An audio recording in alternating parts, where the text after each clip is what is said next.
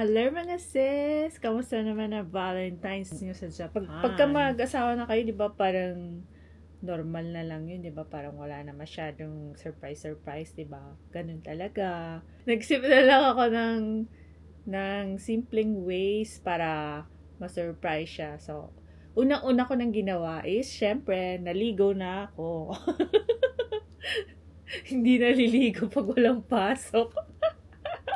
Tapos, pangalawa, niluto ko yung favorite niyang ulam. Wow, diba? Sarap niya. Tikman natin.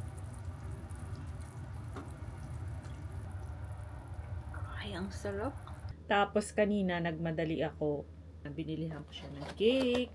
Binilihan ko rin siya ng chocolate rush at saka white rush. Yan. So, ayun. Binilihan ko na siya ng long sleeve na top kasi sale. Doon ko yung asawa ko, surprise natin. Time check, 11:30 na ng gabi. Ayan na siya.